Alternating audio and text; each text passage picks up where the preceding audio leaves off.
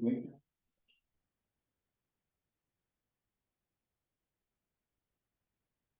Assalamualaikum, hello everyone. Thank you for attending today.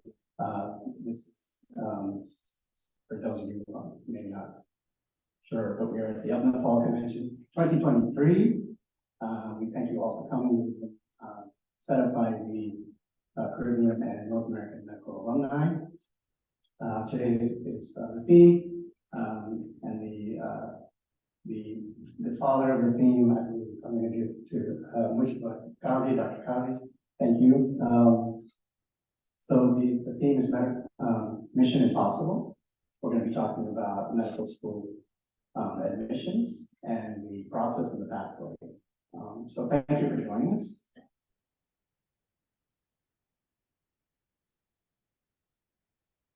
Play.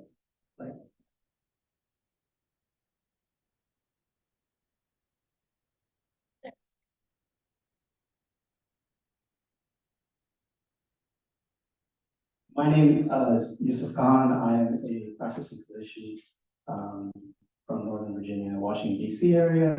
I'll be emceeing this session along with Dr. Neelam Khan. And, she's a practicing dermatologist in Washington, D.C. Again, thank you for joining us.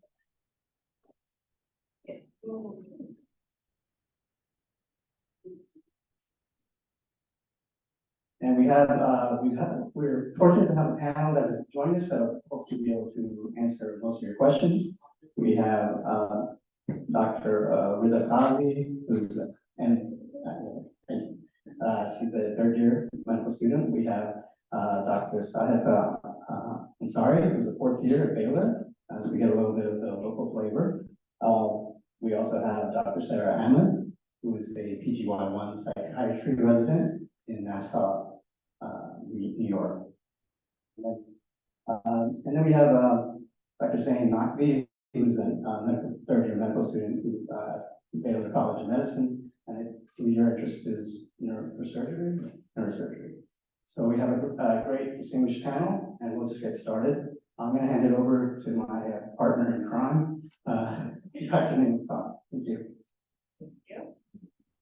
Thank you so much, Yusuf. Assalamu alaikum, everyone. I'm Dr. Neelam Khan. As Yusuf was mentioning, I'm a dermatology attending in Washington, D.C., and I am his co-host and also just helping moderate this panel. But before we get to our actual panelists, I just wanted to take a few minutes to kind of give my own personal spiel of how I got into med school, to then dive into the current medical students. So I would say I currently am, NAMA president-elect, inshallah, with North American Medical Alumni, and I am, Yusuf did not mention, he is APPNA DMV secretary, and I'm incoming DMV secretary, so I'm doing a lot of leadership stuff. I'm a practicing dermatologist in Washington, D.C. I focus primarily on cosmetic and medical dermatology, as well as laser surgery, and I work at a pretty prominent practice, which is really fun and basically like my dream job. Like, I love being a dermatologist. I love where I work. I love being a physician. And I have been practicing now for 3 years. So I like to joke to a lot of medical students that there is a light at the end of the tunnel. At one point in my life, I was in each of your shoes, whether I was a high school student attending APPNA with my parents, or a college student applying APPNA with my parents. There was a point in my life where like that real hustle of wanting to be a physician and maybe wanting to be a dermatologist was there, and it felt so out of reach. And then flash forward 15 years later, it's insane to me that I was actually able to achieve my goals. And it is something I'm so proud of for myself, and my life, my job, everything is exactly as I hoped it would be. So I just wanted to kind of start with something really positive to remind you that if you're interested in medicine, like, you can feel really negative and really doubtful, but it is such a fun profession to be a part of. And I hope you get to stay focused on that. But really quick, so I went to Vanderbilt for undergrad. I grew up in Memphis, Tennessee, and I went to, when I was in undergrad, I actually applied to medical school very, very late. I applied in my fourth year. I was a little burned out, so I was kind of not into the cycle as much. I was kind of like, yeah, I want to be a doctor, but it's just, I don't know, the vibe was really off. So I applied extremely late, so late that even though my GPA and my MCAT score were at or slightly above the average, I actually did not get into medical school the first time I applied. And I really make sure to tell everyone because that was the most embarrassing, shameful moment of my entire life. My parents were really disappointed. I was really disappointed in myself. And the main reason being because I knew I was extremely smart. I knew I came from a lot of resources. I think most kids who come to APPNA, like your parents are physicians, you come from a lot of resources, or if you don't have that access, you know, being here, you get put into a network where all of you are very smart and capable and can get there. But when you don't achieve your dream the first time, if you're able to kind of spin that shame and disappointment to just like supercharge your overcompensation, you absolutely can get there. So long story short, I decided I wanted to do my master's instead. I did my master's at Georgetown. I did this special master's program. It's a master's program for people who didn't get into med school or who need to do something to boost their application. If anyone's interested in learning about that, please do contact me afterwards. But I did that master's program. I studied my tail off, like obsessively made perfect grades because I was so disappointed in myself. I applied again the next year, and not only did I get into my state school that I thought at the time I wanted to go to, which was the University of Tennessee Medical School, but then I also got into Georgetown Medical School. So I was like, okay, I'm not going to Tennessee, that dream is done, and I started Georgetown Medical School, and then kind of went from there where I do feel like the, my perceived failures or kind of the things that I messed up the most, I actually learned from the most.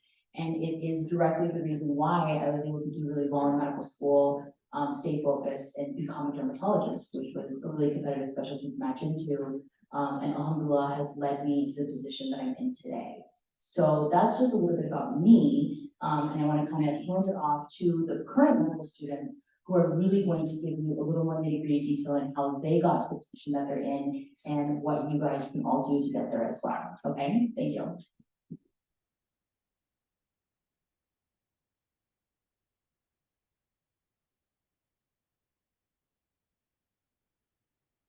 Hello everyone, my name is Dan. I'm a third year medical student at the college. I am interested in neurosurgery. So I can tell you a little bit about my background and then how I got into medical school. So I was born and raised on the streets of Karachi. I lived there until 2010. And then we moved, my family and I moved to Chicago. We lived there for about a year and then moved to Texas. So I've been in Houston for the last 10 to 12 years.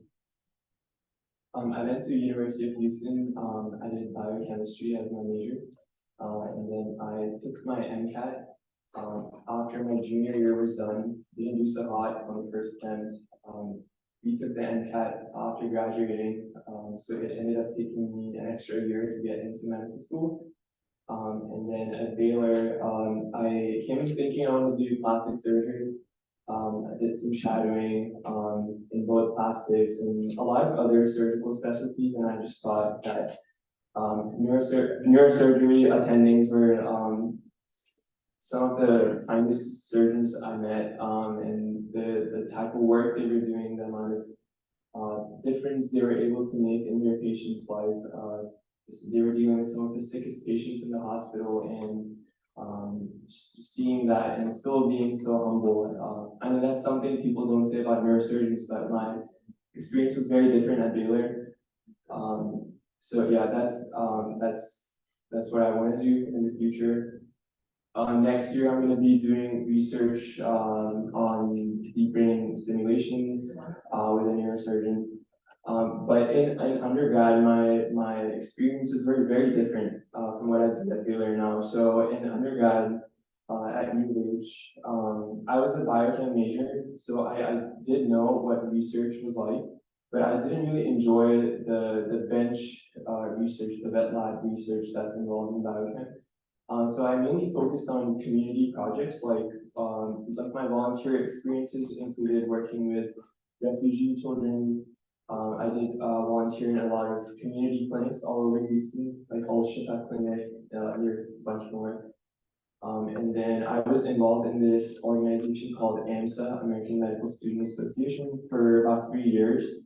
And all of those things were something that they talked about in my interviews live. I think one thing I do want to mention is if there are people out here that don't come from a lot of privilege, don't have a lot of resources, I would say that like I was in the same boat at one time. So my parents, my dad worked in a gas station for first 7 to 8 years we were in America. I was the first in my family to go to high school, go to college, go to med school. Didn't have any physicians in America that I could talk to. It was just getting basic opportunities like shadowing was incredibly tough for me. But I think for me, getting into med school was a lot harder than the med school itself. Last 3 years of med school, they were a breeze compared to how hard it was for me to get in. So if anyone is trying to scare you, don't worry. My experience was very positive in med school. What else?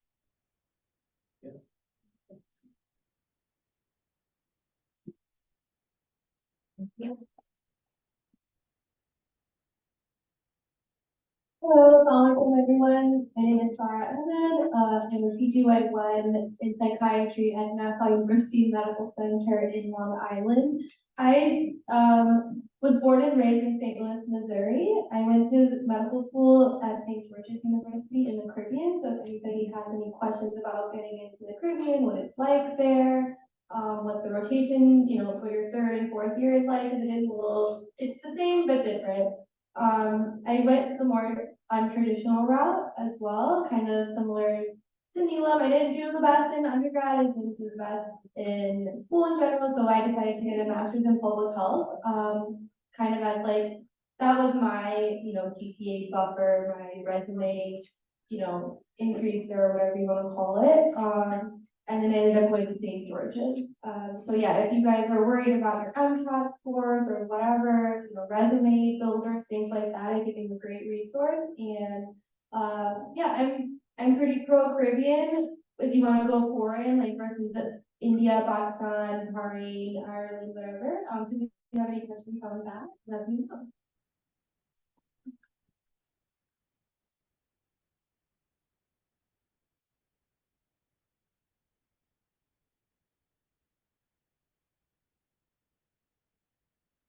We're gonna move on chairs. Mission impossible. Welcome everyone, my name is Rida Ghazi, I'm from St. Louis. I'm a 5th year in UMKC's 6-year combined BA MD program. So I'm a 5th year in the program, but a 3rd year in medical school. And the program is very popular in St. Louis, especially amongst the Pakistani community, because there are some unique perks to it. One being that you have a direct admission into med school after 2 years of a condensed undergraduate coursework. And you also don't have to take an MCAT for it. But you do apply coming out of high school, so you're a bit younger than the typical med school applicant. Some of the opportunities I think that I pursued in high school that were definitely advantageous when I was applying to UMKC was I worked with a group called BJC Hospice, and we volunteered for hospice patients, and so that was one way to get exposed to the healthcare environment, which also I think was helpful in clarifying that medicine is something that I ultimately ended up wanting to pursue. So I think that especially applying so young, it's important to get as much exposure as you can, as much shadowing opportunities, because you need to gain that clarity that this is something that you want to end up pursuing, because at least for me, med school was a somewhat difficult experience, with a lot of studying. It's something that it was definitely a step up from high school. And because I didn't have the experience in studying for the MCAT, a big standardized test like that when staff came. It was my first time doing something like that. And it felt a little high stakes, you know, it's your first board exam. And so studying for that was just definitely like a learning curve. So I think that strength in knowing that like this is something that I definitely do want to pursue and something I feel passionate about was like a great motivating factor throughout all of that. And just to give a little bit of background about the UMKC program. So the first 2 years, like I said, spent doing the undergraduate course though. So you're condensing 4 years into 2 years. So it's a pretty busy 2 years. But the way that they achieve that is by cutting out your summers. So you're at school pretty much year round, which is, you know, you're definitely busy. You don't have as much time to go home to your family, but, it's important to like just have a great support system. My parents came up, visited me whenever I was able to. I would visit them. Being close by helped a lot. But you're definitely busy those first 2 years, and then you start medical school. You get your white coat finally 3rd year, and you start to take on more of those medical school courses. I think one of a unique thing that UMKC does that's important is the docent program, which I'm sure other medical schools have similar programs, but you have a physician that you're paired with in your 3rd year of medical school. You start attending internal medicine, continuity clinic 1 day a week, every single week for the rest of your med school experience. So you end up developing a really close relationship with this docent physician. And you know, it's important because in the end, this docent physician can end up writing a letter for you for when you're applying to residency programs and can be a really big guiding force.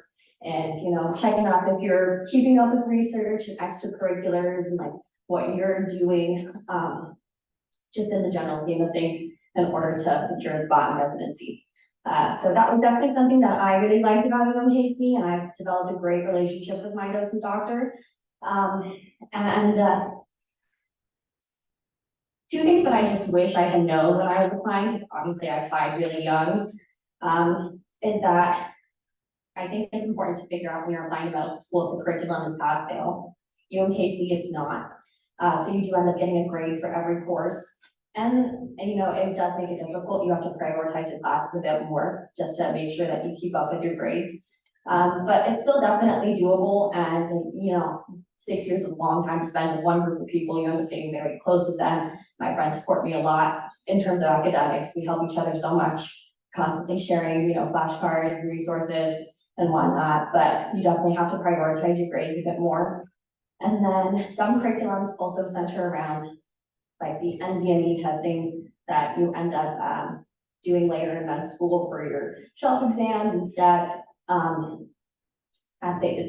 So I think it's important that you're exposed to that content and that style of questioning earlier on, and that's something that I wish I had known before. And I'm sure once the question and answer session comes, you can ask us more about what that actually even looks like. But you know, the experience ended up being amazing. Like I've gotten through step 1, I'm in my 5th year. I'm going to be applying to residency soon. 5 years have flown by. I'm sure the next one will as well. So it's definitely a program that I recommend to definitely the people in our community to explore and pursue. And if you have any questions, feel free to ask me. Thank you.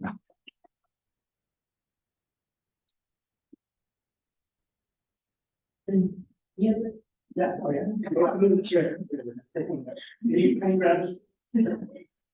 Hi, I'm Sahifa. I am an MS4 here at Baylor. I think that I have the most convoluted path to medical school. So growing up, like saying, I didn't grow up with a lot of privilege. My mom was an OB/GYN in Pakistan, but didn't get residency here, but she took all the step exams. And, you know, I know a lot of you here know that struggle and how long it takes and how difficult it is with the different language and everything.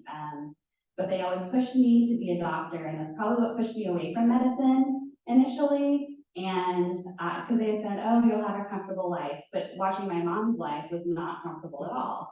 And seeing what she went through, I didn't want to go through the same struggle and the time away from family and things like that. So I did the coolest thing a brown girl can do, which is I became an athletic trainer. I got my master's in athletic training, and then I worked at a high school, for a few years. But on my first day of work, I said, I want to do something else because I was spending so many hours there, not being useful, just like sitting there. And I thought that I had so much more to use and so much more that I was learning in my master's that I wasn't using. And so I thought about, okay, should I go the nursing and NP route? Should I become a PA?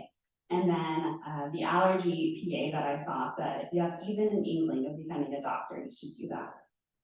And there's a lot of belief that I didn't have in myself. Like I didn't think that I could be a doctor and I thought it would be too hard and all of these things. But then when I decided to pursue that route, I went back to U of H where I did my undergrad and I did post-bac classes. So I had taken Orgo 1 when I was in undergrad, but then I had to take Orgo 2 like 6 years later, which was horrible. I forgot everything and I had to reteach myself all of Orgo 1 at the same time. I had to take physics 2 and biochem 2 and like all the things I hadn't taken the first time around. And I also had to take the MCAT. So because I was kind of rushing this year, applying at the same time, I took a Kaplan course for the MCAT, which I overall think isn't necessary if you have time to apply. But if you're kind of rushing things, you need to get it in and aren't doing as well as you want to, that's something I would recommend. And then, so I ended up applying and I did great on the MCAT. My GPA was also really good. I didn't have a ton of research, but I had exposure in the lab, patient-centered lab, so not bench work. And then I applied and well, I got into Baylor, which was my first choice.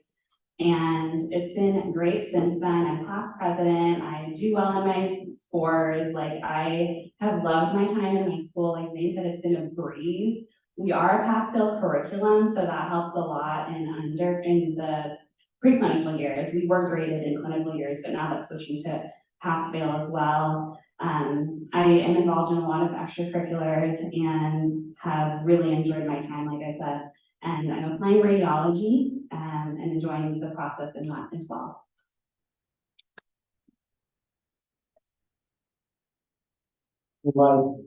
Full circle. Can we have a round of applause for our wonderful panel?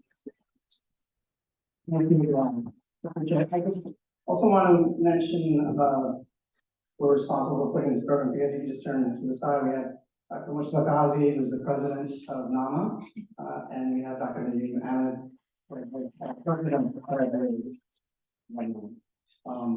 and I'll just for the older members of the audience, not older, I'm sure, there's a saying about by hook or by crook.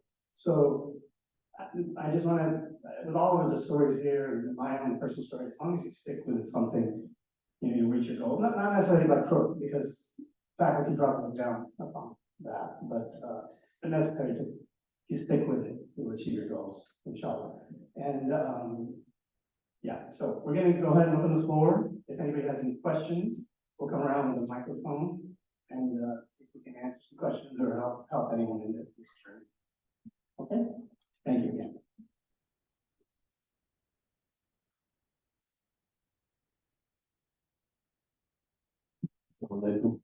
I'm Dr. Nuzulta. It's really so inspiring, so encouraging to listen to these wonderful stories.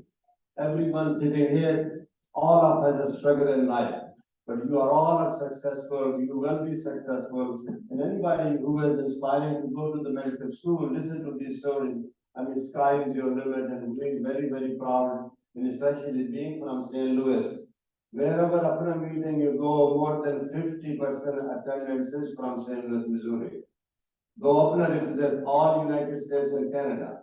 I'm very thankful for Mustafa Qazi and Nadeem making the arrangement for this one. Whether you are our star, you are our future, best of luck for you every step of the life. Thank you. Thank you. Thank you very much.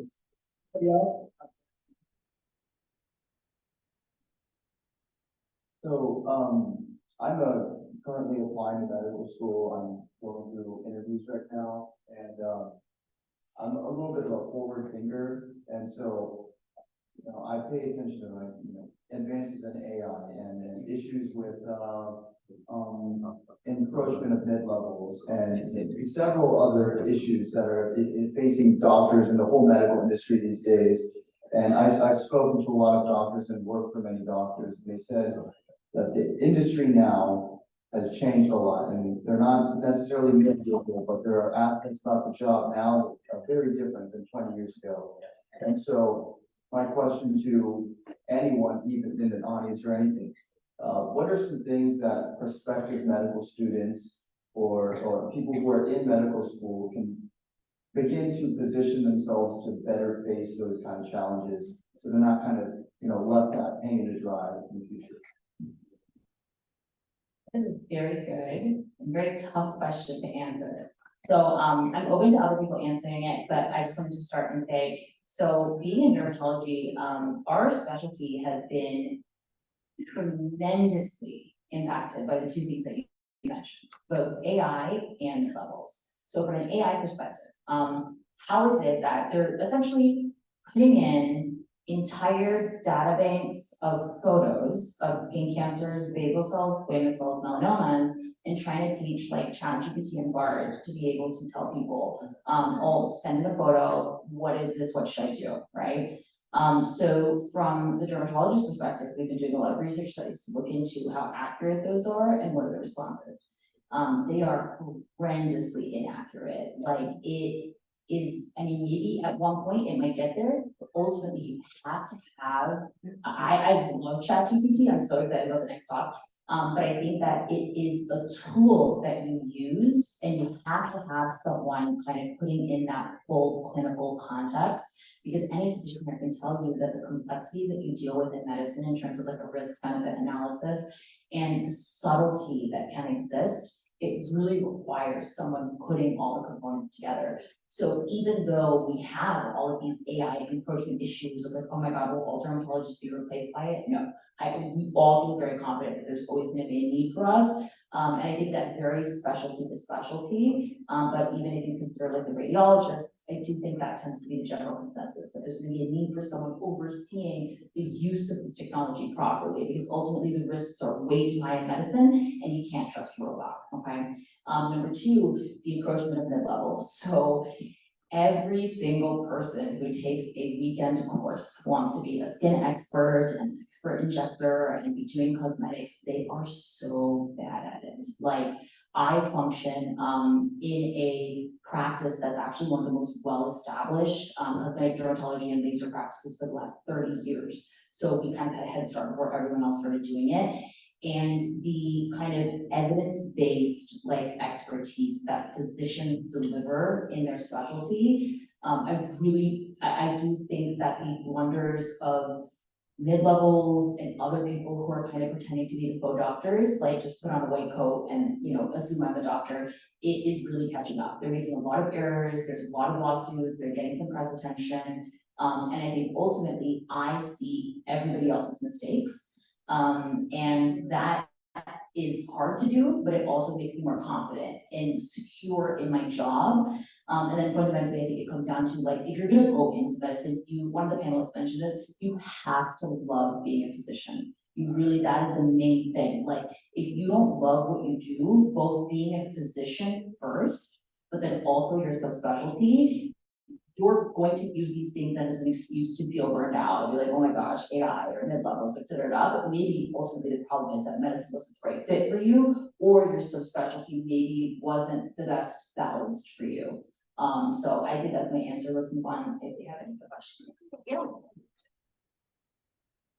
I think it's also an interesting way to look at like, I don't know, obviously we don't know how AI is gonna change in the next, like, when you start residency in like 4 years, but I will tell you right now, if you are relying on technology and all this stuff during your residency, you will get slapped in the face. Like, it is the most like, Stone Age, we use papers to write all our notes, our EMR is not the best EMR, so if you are worried about that, I wouldn't worry right now, especially with residency. You don't have much of a choice where you end up. I'm at a community hospital. We are very understaffed. We are very, Stone Agey, especially in the tech side. So you won't even have to, at least for your training, I feel like even look into what's happening with AI if you end up at a community hospital like I am. I'm wishing for more tech. you know, so it's another interesting perspective. Thank you. I'm just gonna piggyback on what they said, that technology is always going to be a part of that. You do want to focus, as a medical student or even in residency, you're going to focus on the fundamentals, the basics, things like that. And it's good just to keep aware or abreast of all the new technology developments. On a separate note, as far as mid-levels, yes, especially we noticed in the Midwest, a lot of mid-level nurse practitioners, physician assistants are working independently. And I feel like that's kind of a weakness or something that we fail to do. We don't really have unions. Physician assistants have unions. We need to, that'll be a separate discussion, but we need to look at like legislation and things like that. But there will always be a need for physicians. There's always going to be a need for that, and either in supervising or even in just in a personal hands-on role. And we'll open up the floor. Does anybody else want to add anything to this? I just have a question. Wait, do you want to add? Yeah.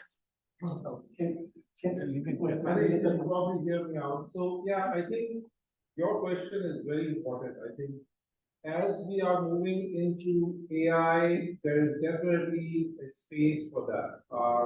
I have examples for in radiology, for example. Augmented AI is something which is already happening. I'll give you an example of a study which was done about patients coming into the ER having chest X-rays. And the augmented AI, the AI software was just picking up pneumothorax. What it will do is that if a busy ER have 100 X-rays done in a certain period of time, the AI is going to pick up, if they find a pneumothorax, will pick it up and put it in the front queue for the radiologist to look. So that's what I'm trying to say, is that it will be augmented initially. In ophthalmology, for example, there is a retinal camera which is actually, we were almost ready to pilot in our office, which is a stand-alone system, and the patient just goes in, gets the refraction done, the retinal image is taken care of, their pressure being checked, all of that is being done on that. So there is a lot of work that's been happening. We all need to adapt to it. I think that's the key, that these things are going to come, we need to learn. For example, I've been graduated a long time ago, but now every resident or medical, resident in internal medicine who's going through is doing bedside ultrasounds. But I never learned about it. And I would like, you guys should know it. When you get into this, you should know how to do and learn the opportunity to learn all those bedside ultrasound techniques so that you can use that in your offices. So a lot of us, there's new technologies coming in, we all need to adapt and use them as time goes on. Yeah, just to the gentleman who posed a question, for example, like you were talking about AI. We have a question, we have a whole section on AI, so let's move on to medical school. That's not true. So for all of you, for the schools that you ended up at, did you guys find yourselves during the application process, like continually reaching out to the school and like showing your interest a lot, or like, because I know sometimes like it's a good thing to do, but sometimes it's like stop, like just like calm down, like it could be perceived as like a bad thing. So how could you talk more about that?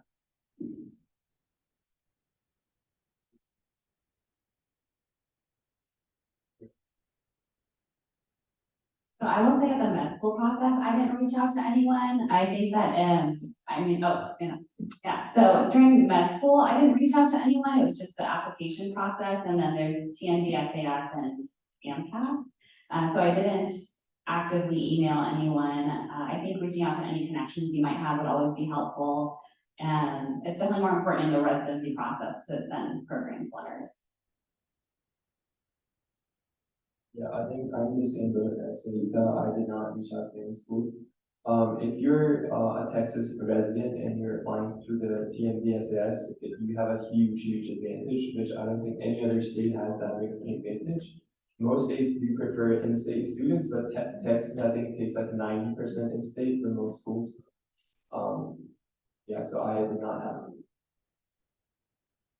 I did actually have some experience with people for University of Tennessee Medical School who, depending on what city you're in and what state you're in, there are certain state schools that really having not only just an email presence, but like showing up to their office. Back in the day, I think things have changed with COVID. But I knew a couple of medical students who just really got to know the secretaries, really got to know the admin team. And like a couple of people who applied 2 to 3 times, but they were so focused and so persistent and in their just doggedness of wanting to get into their state school, right? That I think eventually, if they were considered maybe not the strongest candidate or maybe not the best candidate, after like 3 years of applying, we're like, you know what, this person has been so loyal and we see them all the time and they really want to become a physician. And in the interim, they were doing things to strengthen their application while they were applying multiple times. I did see those people get into that one medical school. So I think that it's not the most common approach, but if you are having a hard time, trying to reach out can make a difference for you.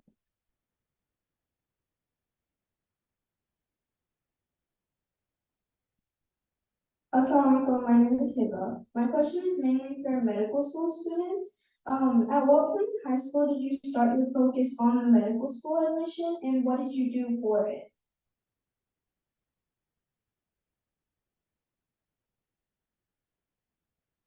I think I started focusing on like medical school application kind of like maybe freshman, sophomore year, because I know that getting research is very important.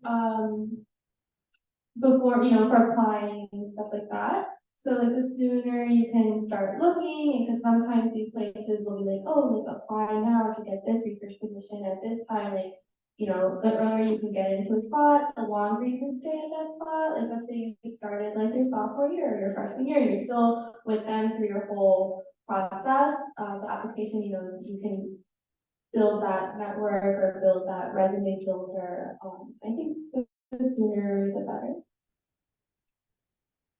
I would say in high school, getting involved in the program in freshman year was important because then by the time that you're a junior or senior, it's easier to get a leadership position in the program. And I think it's good for schools to see you kind of growing and taking on more responsibility.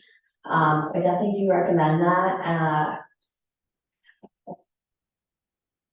One thing I forgot to mention in my introduction is that I went to a high school here that's for health professions, and I got into an early admission program that was U of H Baylor. And I think looking into high schools in your area that might have something like that, and then also combined programs if you're already in high school, and then programs that you can apply to for college would be very useful.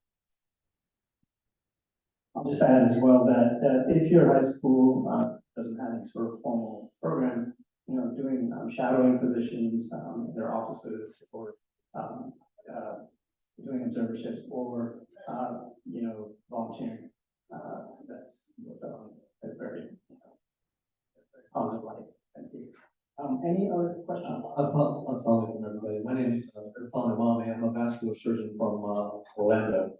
I went to medical school, college here. I was born outside of Chicago. I'm very happy, first of all, to both Mustafa and Nadine for a wonderful opportunity.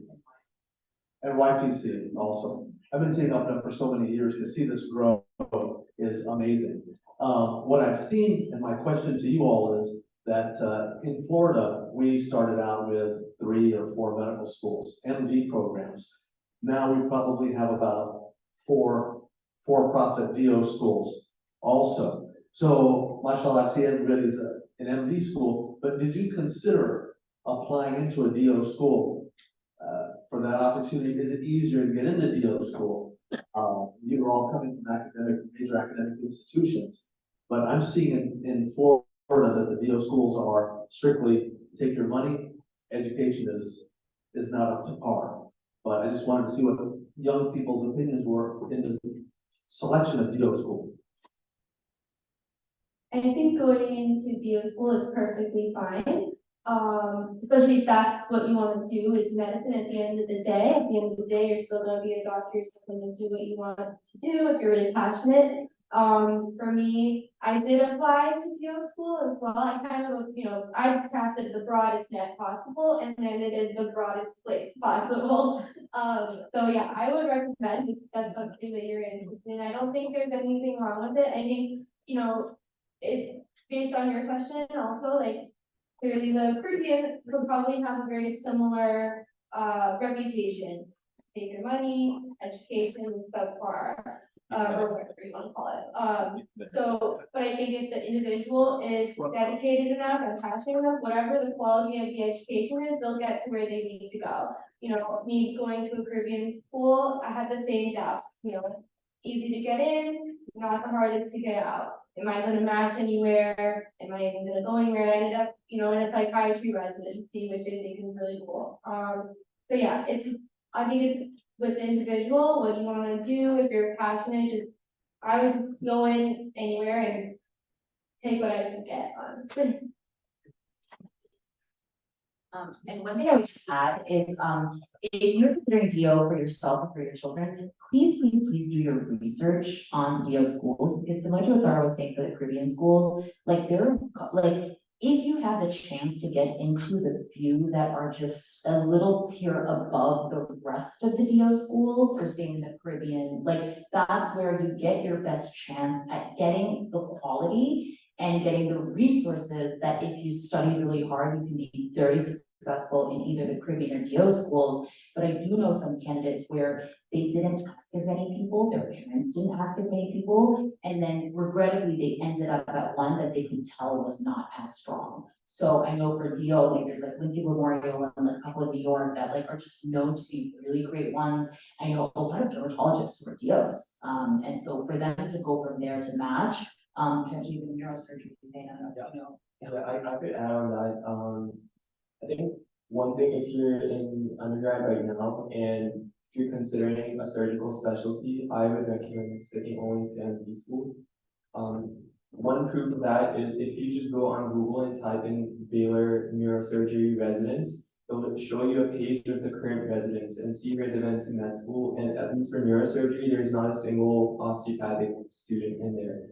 You can do the same for whatever other specialties you're considering. And see, maybe there are some surgical specialties that are more friendly to DO students, but not neurosurgery. Just add on to that. Oh, sorry. Yeah, Go I, ahead. so I have just some comments, you know, I've been teaching at Indiana University Medical School for a while, I've been their faculty almost for 24 years. And because I was in a town where we had, I was the course director for critical care, and I'm a pulmonary critical care physician, so I was a internal medicine course director for them as outpatient, and I had students coming in from Indiana. Indiana has 8 centers across the state, you know, from med school. So I had students who were MD students come in, and our courses were kind of popular to learn, you know, we gave them hands-on experience, you know. And then we were affiliated with something called Lake Erie College of Osteopathic Medicine. Yeah. It is based out of somewhere in Michigan, but their students came from there now. And there's a Marion College now in Indianapolis, which is also a DO program. So Lake Erie College of Osteopathic Medicine is also DO. And I had students from all over. And my experience, of course, we were asking for more, you know, we had the threshold for them to learn, so they were always studying hard, you know. But I found some of the DO students to be superior to the MD students I had. So I think I would agree with that it depends on the student, for sure. The curriculum is pretty good, pretty same across the board. And unfortunately, in the clinical sciences, I would say, it depends on us a little bit. So we set up a bar a little higher. I had an MD student came in from California to study at IU Med School, and she was just into fashion design. That's about it. And she went really study hard. And she was starting to do poorly in 2 weeks with us. So we just went through a bar. So she was going to graduate that year. I said, you know, you're probably sticking around another year, because I'm not going to pass you unless you fulfill this. So I think that's the learning point for everybody that really want to move up and want to be medical students in US. I think US education, unfortunately, I'm a Pakistani graduate, and I come from Multan, you know, from National Medical College. I have lots of my colleagues here. And I would say that I always felt inferior to when I started, inferior to the American graduates. The resources here are tremendous compared to the foreign schools, some of them, but from Caribbeans, I have my cousins and friends, you know, who graduated from Caribbeans, they did equally well as well. But of course, it depends on the student, but I think DO and MD program, you just want to get in, and then you have to be determined what you want to do. That's my comment. Thank you.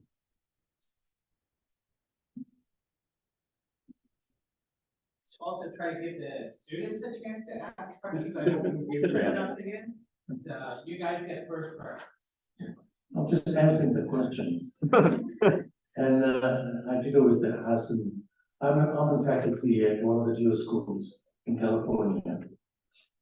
Their admission requirement is minimum 505 MCAT. Their students are amazing. And some of my students have gone to Baylor after that, with fellowships for residencies. But most of them will end up in family practice. And again, one of the problem is that they don't have much experience in the hospitals. Most geo schools do not have hospitals attached with them, no research opportunities. So in difficult specialties to get in surgery, ophthalmology, radiology and stuff. But other specialties, peds, internal medicine and family practice, much easier to get in. I was just gonna add to that, I don't know, I'm not sure if everybody's aware, but there are osteopathic residencies, there's also allopathic residencies, and a lot of the osteopaths can apply to allopathic residencies. And I'd like to add on to your comment about how a lot of DO schools don't have hospitals attached to them. That's similar, obviously, to the Caribbean. So how Caribbean works is that you go the first 2 years of basic sciences are on the island, and I also should have added, but Neelam was saying that, yeah, do your research on which Caribbean schools are good. I can tell you, top 3 that I recommend, there's some others, but yeah, so you do your first 2 years in the Caribbean, and then each school has its own affiliation in the United States with hundreds and hundreds of hospitals. So the reason why, my dad went to Ross, he told me, don't go to Ross, go to St. George's, they have a better hospital network, and that's what's happening now, is that St. George's is buying out a lot of those hospital affiliations that DOs have, or they're kind of competing with each other. So one of my very good friends, she went to DO school in New York. We had shared a hospital system. A lot of St. George's students were at Coney Island. A lot of Truro students from DO were at Coney Island. So look into that as well before going into Caribbean. Also based on what Caribbean school you go to, you could end up mostly in California or mostly in New York. So it's kind of similar in that sense as well. We don't have a hospital, but we do have hospital affiliations, not in the Caribbean, they're all in the United States. So you are kind of head to head with the NB students, with the DO students. We send St. George's send students to Jersey Shore as well. So a lot of my colleagues were kind of, competing with Jersey Shore medical students, which is obviously a very top medical school. So, and a lot of students that are matching there as well. So. My name is Conrad Edwin, undergrad student at the University of Houston. My junior year, planning to take the MCAT after the end of next semester, and applying for med school right after that. My question is, I've done shadowing under an ophthalmologist. I reached out to probably 5 other doctors, and the majority of them, besides the one I did shadowing under, said they primarily work with medical students who are in med school. So my question to you guys, did you guys do a lot of research or shadowing during your undergrad, or was it more MCAT and core curriculum stuff focused before you applied? So that kind of reminds me of my experience as well. I had the same issue where people will be like, oh, because I went to Mizzou for undergrad, University of Missouri Columbia. They had a medical school associated with them, so that same issue would come up. A lot of research opportunities I would see were very like, oh, we only do for medical students. I was always interested in psychology, so I did lots of psychology-based research, and I ended up doing like clinical research in the psychology department. It was for undergrad students, it wasn't for anyone else. That was my research. Yeah, so I went to University of DC as well. I think that's a great question. I did not do any research in undergrad, but when you talk about shadowing, I would say that it's as an undergraduate, it's hard to have access to a lot of these specialized people. They usually work with med students, and most med schools have programs that allow them to come in. So what I would recommend you do is, if you have opportunities to work with these specialized people, you can, just for your own experience. But if you're thinking about your med school application, I would suggest sticking to primary care specialties. There's always a shortage in primary care in America, and if you want to understand the true complexities of US healthcare and what are the problems with the US healthcare, you should work more in the primary care setting. Also spend time in community clinic. And these clinics are usually very friendly to undergraduates. So what are the resources? Yeah, one of them is All Shifa Clinic. There are multiple community clinics in Houston. APPNA is another one. I volunteered at almost all of them. And then do a lot of the service activities like volunteering. And I would say don't do stuff to impress med school committees. Explore different opportunities and see which ones you like the most, and stick to 2 to 3. You don't need to have like 10 different activities. If you have 2 to 3 and you do that for a long period of time, that shows commitment. And eventually you get leadership opportunities in those settings, and that can also be one of your activities that you could talk about in your interviews. Yeah, maybe take the last. Yeah. I found that with like finding research opportunities, it's a lot of just like cold emailing anyone, any contacts you can find, like just Google, physicians in the area, if there's a specialty you're looking into, and just cold emailing a bunch of people, attaching your resume, just genuinely being like, I'm interested and I would appreciate your help. And a lot of the time they don't respond, but you just need one person to respond. And, if you can set up a meeting with them and really show your interest and that passionate about producing a piece of work with them, or just joining a project, that goes a long way. So for research at U of H, I also cold emailed everyone, and I think there's a lot of opportunities at U of H and at Rice next door. In terms of shadowing, the fact that you're already with an ophthalmologist is fantastic. You only need one rec letter from a doctor to apply to med school, and then you should get other ones from like a research mentor and a professor. That I know it's hard to get close to any professors at U of H with such large classes. Because I was a graduate student, I was able to get a letter from that, but I don't know. Get a letter from a professor. I think they also have like the combined letter now, something like that.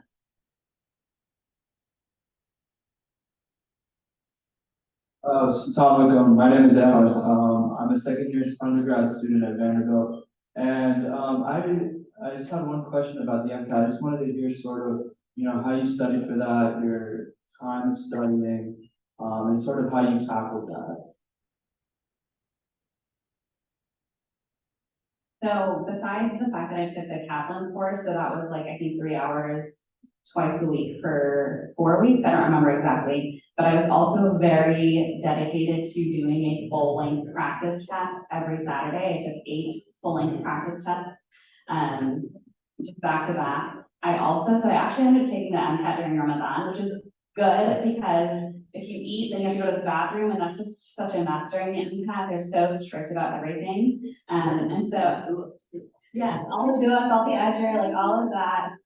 So I practiced fasting too. Like the exam is the hardest part because like the stress that they put you through, they don't even have that scrutiny on you during the step exam. It's kind of insane.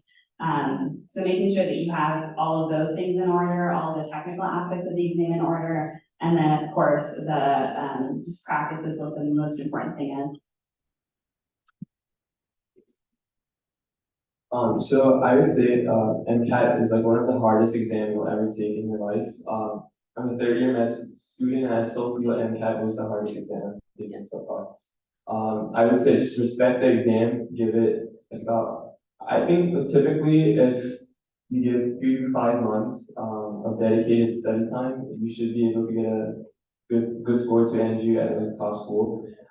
It also depends, the study time also depends on how strong your prerequisite courses were when you took them.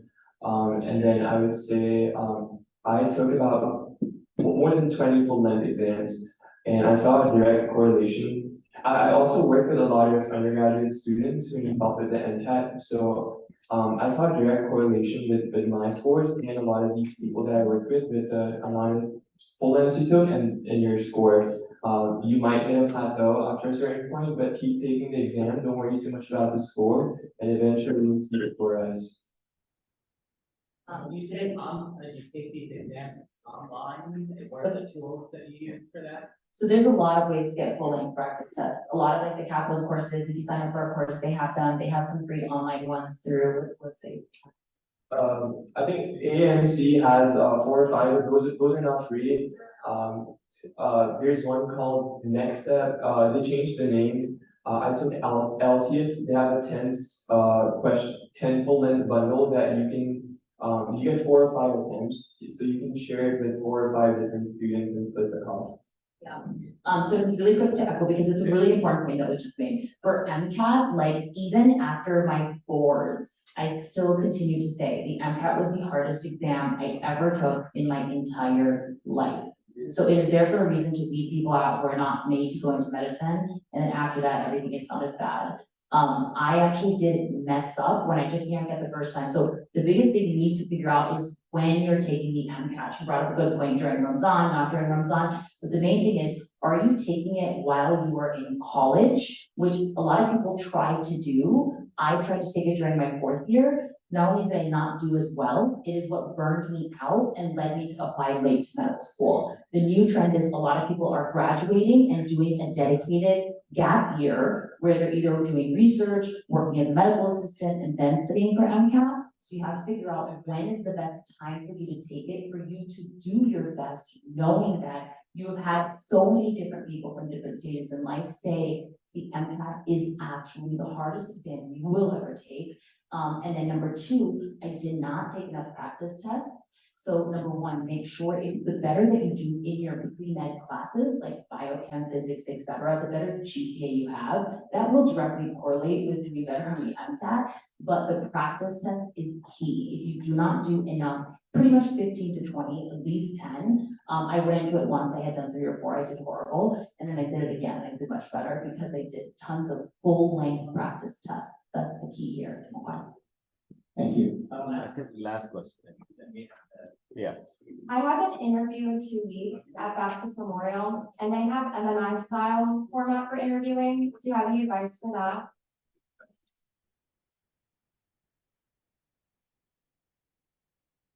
Yeah, so MMI is the multiple mini interviews, and those were, I actually really liked those because they were quick rooms.